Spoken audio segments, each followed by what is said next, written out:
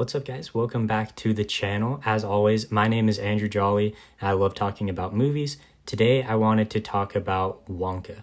So, Wonka is directed by Paul King, who directed the Paddington movies. It's a remake slash prequel kind of tied to the Gene Wilder movies, but not 100%, because there are differences between the two universes. So, it's the story of a young Willy Wonka who's a talented chocolate maker. He doesn't have any money, and he gets kind of hustled into debt, so he has to go into service to work off that debt. And that's kind of his main motivation throughout the movie. Wonka and his friends are enslaved at this laundromat, and so he wants to make enough money from selling chocolate to pay off all of their debts and then open up his huge chocolate factory. All right, so Timothée Chalamet as a younger Willy Wonka, I thought that he was great. He has a charismatic likability you want from a protagonist in this kind of story. Also, from a younger version of the character Willy Wonka, you can see how this young, talented optimist might become this older, talented recluse. Like I said, this world of Willy Wonka doesn't feel like a one-to-one ratio of the prequel to the Gene Wilder Willy Wonka, but the tie-ins are definitely there. Hugh Grant plays an Oompa Loompa who looks identical to the Gene Wilder Willy Wonka Oompa Loompas. The Oompa Loompa song and some of the other songs are pulled straight from that version of Willy Wonka or Charlie and the Chocolate Factory. It's pulling what you need from the beloved classic, which is probably smart to do when you tend to stray far from the original. Fans don't really tend to like that. Although I thought that the songs in the Tim Burton Willy Wonka movie, I thought that they were more accurate to the book. Funny observation, I don't really want to compare the movies too much because they are just not related at all. But the Tim Burton Willy Wonka was trying to bring a childhood joy to people that he didn't have in his childhood because of his father. And Wonka in this movie is nostalgically chasing the childhood joy he did have because of his mother. It's two very different paths, two very different vibes. I've got to say, I like the optimistic vibe of this one. It's just overall a good time. And it is a good time, undeniably, if this movie is made for kids, families too, but also kids. I feel like there's a difference between a movie that is made for families and a movie that is made for kids. And I myself found the movie, I guess you could say, charmingly delightful.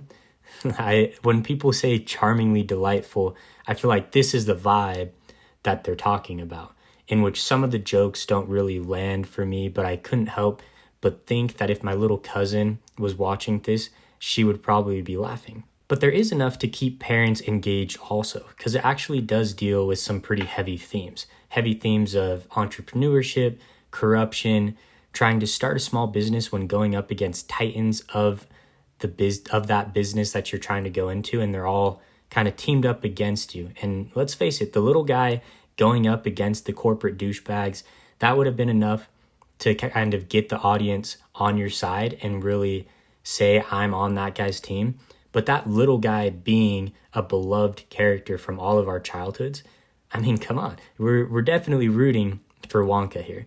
There are things in here that my brain kind of wants to give a pass to that I wouldn't usually give a pass to. It feels like it's me kind of going through pathetic amounts of cope. But all things being equal, these things that would be misses in other movies did mix better in here. Whether I say they're okay or not, the important thing is that I address them. Love or hate, make of it what you will. As long as you're informed, my video wasn't completely useless, right? And that would be the noticeable CGI and the overuse of green screen. In a world this fantastical, I get it, but it was definitely noticeable in here. The visual aesthetic of this extraordinary, almost cartoonish, larger than life kind of world, it mixed better than when I watch other movies and I'm like, okay, that's CGI. That CGI is very noticeable.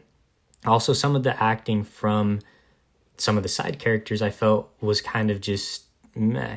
Sometimes it's meh. Sometimes it feels like they're in a play and they're kind of projecting, like how actors in plays kind of project their voices. so that the people in the background or in the back of the crowd can hear. But I couldn't deny the family fun and magic that this movie had in its presence. The first two acts of the movie I felt like were stronger than the third act. The third act had this kind of little espionage element to it, which you could kind of tell that it felt very different from the rest of the movie going into the third act.